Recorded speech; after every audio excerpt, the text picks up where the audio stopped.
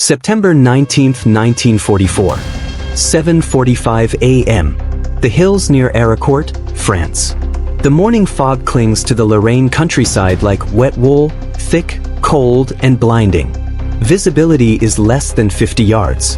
Inside the steel belly of a German Panzer V, Panther, the air is thick with the smell of diesel, cordite, and unwashed men. Oberleutnant Hans Fischer stands in the commander's cupola, straining his eyes against the gray mist. He is calm. He has every reason to be. His tank is a masterpiece of engineering, 45 tons of sloped armor, armed with a high-velocity 75mm cannon that can punch through an American tank from 2 kilometers away. He knows the Americans are coming. He can hear them. The distinct, high-pitched whine of Ford Gay engines echoes through the valley. It is the sound of the U.S. 4th Armored Division, M4 Shermans. To the German crews, these American tanks are Tommy Cookers. They are considered cheap, mass-produced toys that catch fire if you look at them wrong. Fischer adjusts his headset. He tries to call his wingman, a Panther hidden in the tree line 200 meters to his left. He presses the throat microphone to his neck. Static. A screeching, wailing wall of white noise. This is the Achilles heel of the Wehrmacht, though they don't know it yet. German tank radios operate on amplitude modulation, IM. They are sensitive to interference from the engine, the atmosphere, and the terrain. To change channels, a German operator has to physically tune a dial, searching for the frequency like a man trying to find a jazz station in a thunderstorm. Fischer curses and kicks the turret wall. He uses hand signals instead, but in the fog, they are useless. He is isolated. He is a predator, yes, but he is a deaf and mute predator. He settles back into the cupola. It doesn't matter, he tells himself. The Americans will come down the road. They will emerge from the fog. And he will kill them one by one. It is a simple math equation. Superior armor plus superior firepower equals victory. But 500 yards away, hidden in a depression in the ground, Sergeant Frank Rossi sits in the commander's seat of a wet, mud-caked Sherman. Rossi is terrified. He knows that if he goes toe-to-toe with a Panther, he dies. The German shell will go through his front armor, through the driver, through the engine block, and out the back. But Rossi has something Fischer doesn't. He reaches up and flips a switch on his SCR-500 Series Radio. There is no static. There is no tuning, just a crystal-clear, frequency-modulated FM signal. It sounds like the person is standing right next to him. Red 2 to red leader, Rossi whispers, his voice steady in the headphones. I have engine noise at 2 o'clock. Heavy tracks. Sounds like big cats waiting in the tree line. In the German tank, Fischer is still waiting. He grips the firing handle. He expects the American tank to roll into his sights any second now. He waits for the visual, but the Sherman doesn't appear. Instead, Rossi is doing something that would baffle a German commander. He isn't fighting with his gun. He is fighting with his voice. Red leader, copy. Hold position. The voice of his platoon leader comes back instantly. We're going to flank right. Blue section, hook left. Mortar section, lay smoke on coordinates 4-2. It happens in seconds.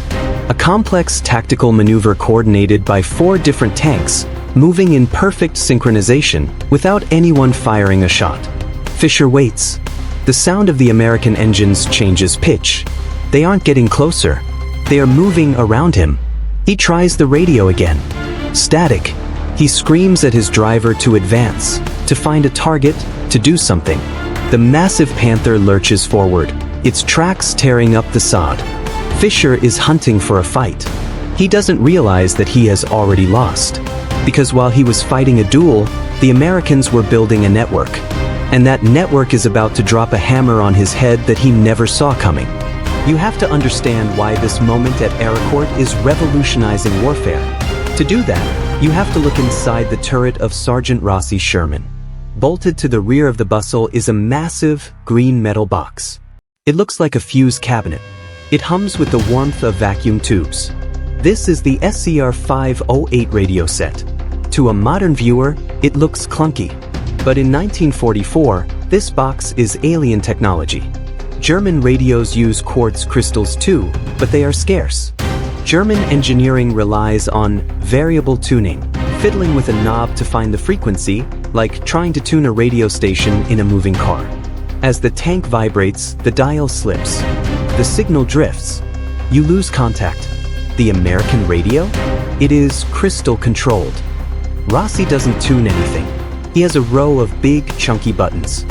He pushes button a quartz crystal locks the frequency instantly. It never drifts. It never fades. It works while the tank is bouncing over a ditch. It works while the main gun is firing. It is the difference between shouting through a tin can on a string and using a modern cell phone. But the real secret isn't just clarity, it is distribution. In the German army, radios are precious. Often, only the platoon leader has a transmitter. The other tanks just have receivers. They can listen, but they can't talk. If the commander dies, the unit goes deaf and mute. In the US Army, everyone talks. Every single Sherman tank rolling off the assembly line in Detroit is wired for sound. Every tank commander can talk to his platoon leader. Every platoon leader can talk to company. And crucially, they can talk to the sky. Back in the fog near Arracourt, Oberleutnant Fischer is sweating. He has moved his Panther forward, hunting for the American engine noise. He feels exposed. He spins his periscope, checking his flanks. Nothing but mist and trees. He feels safe because he knows the Sherman's 75mm gun can't penetrate his front armor. He is a knight in impenetrable plate mail. Suddenly, the fog to his right lights up. A high-explosive shell slams into the tracks of his wingman's tank. The German formation halts, confused. Where did the shot come from? Fischer scans the ridge. Nothing. Then, his headset comes alive, not with orders, but with screams. Feind im Rücken. Enemy behind us. Rossi's platoon hasn't just flanked them, they have circled them. Using the FM radios to coordinate a movement so precise it looks like a ballet, the Shermans have slipped through the gaps in the German line. Fischer frantically traverses his turret, but the heavy Panther turret is slow. It takes 30 seconds to rotate 180 degrees. The Shermans are already there. Rossi's tank bursts from the tree line, just 50 yards away. He is looking at the rear of the Panther, the engine deck, where the armor is thin. Fire! Rossi shouts into the mic. The American shell punches through the German steel. The Panther's engine ignites. It is a catastrophic kill. Fischer bails out of his burning turret, coughing black smoke, stumbling into the wet grass. He looks around. The valley is filled with burning German tanks. It wasn't a battle, it was an execution. But the final shock comes a moment later. As Fischer lies in the mud, waiting to be captured, he hears a sound that freezes his blood. It isn't a tank engine. It is the scream of a Pratt & Whitney aircraft engine diving at 400 miles per hour. A P-47 Thunderbolt fighter bomber tears through the fog ceiling. It doesn't circle looking for targets. It dives directly onto a German anti-tank gun hidden a mile away. How did the pilot know? He couldn't see through the fog. He knew because a 20-year-old sergeant in a Sherman tank picked up a microphone and talked him onto the target. This is the combined arms revolution. The Sherman tank has become a forward observer for the Air Force. The radio waves are cutting through the fog of war, connecting the mud to the sky in a way the Germans never anticipated. German interrogations of captured American tankers revealed a deep frustration. They would ask, "How did you organize the attack so quickly?" The Americans would shrug. "I just called Joe and told him to move left." To the Germans, accustomed to rigid hierarchies and written orders, this flexibility was terrifying. They weren't fighting a collection of tanks. They were fighting a hive mind. And that mind was about to turn the German border into a graveyard. December 26, 1944. 1400 hours p.m. The Ardennes Forest, Belgium. The snow is knee-deep and stained with oil. The Battle of the Bulge has turned the picturesque white forest into a freezing, gray hellscape. Rolling down a narrow logging road is the ultimate nightmare of the American soldier. A Königstiger, a King Tiger. 70 tons of steel. Frontal armor 7 inches thick. An 88mm gun that can vaporize a Sherman from 2 miles away. Inside the turret, the German commander feels invincible. He knows the Americans have nothing on the ground that can stop him. He pushes forward, crushing pine trees beneath his tracks, hunting for the soft underbelly of the US lines. A mile away, parked silently on a ridgeline, is an American Sherman. But this isn't a gun tank. The cannon is a dummy, a hollow pipe. Inside the turret, there is no breech, no ammo rack. There is only a map table and 2 massive radios. This is a forward observer tank, the eyes of the artillery. The lieutenant inside watches the King Tiger through his binoculars. He knows he can't fight it. If he fires a machine gun, the Tiger will turn and obliterate him. So he picks up his microphone. He doesn't call for help. He calls for a math problem. Fire mission. Grid 44-9. Concentration 302. Time on target. In 1944, time on target, TOT, is a concept so advanced the Germans refuse to believe it is possible. It requires a level of communication speed that only the American FM radio network can provide. Miles behind the lines, in muddy fields, 12 different artillery battalions receive the call simultaneously. That's nearly 150 heavy guns, 105 mm and 155 mm howitzers. The Fire Direction Center does the calculus in seconds. They calculate the flight time of the shells from 12 different locations. Battery A is 10 miles away. Their shells take 45 seconds to fly. Battery B is 5 miles away. Their shells take 25 seconds. They fire at different times. The German commander in the King Tiger hears nothing. No distant boom. No whistle of a ranging shot. Just the crunch of snow under his tracks. Then the sky falls. 150 high-explosive shells arrive at the exact same millisecond. The explosion is so massive it creates a localized earthquake. The shockwave strips the trees of their branches. The King Tiger, the invincible monster, is flipped onto its side like a child's toy. The concussion turns the crew's brains to jelly inside their skulls. Silence returns to the forest. The American lieutenant on the ridge keys his mic, target neutralized. End of mission. This is the power that the German generals could not comprehend. They spent the war obsessing over barrel length and armor thickness. They didn't understand that the deadliest weapon on the battlefield wasn't a tank, it was a radio. German prisoners captured during the Bulge asked their captors about the automatic artillery.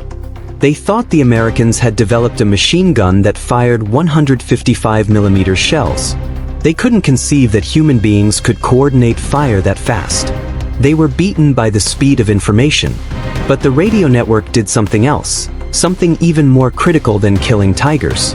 It saved the machines.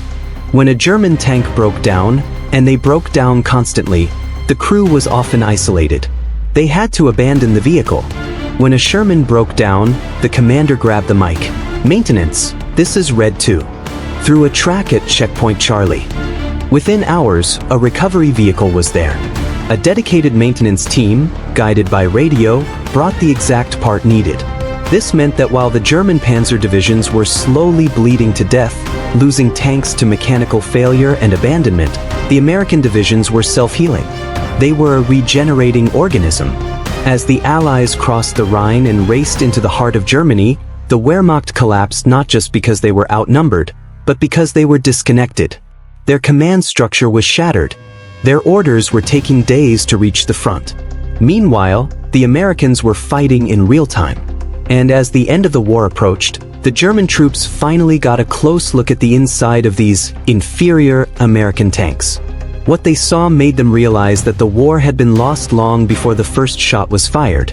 April 18, 1945. A tank graveyard near Nuremberg, Germany. The war is days away from ending. The Third Reich has collapsed into rubble and ash. In a muddy field, American soldiers are guarding thousands of surrendered German troops. Among the prisoners is Major Karl Henk, a signals officer for a panzer division. He is tired, hungry, and defeated, but he is also curious. For years, he has wondered how the Americans moved so fast.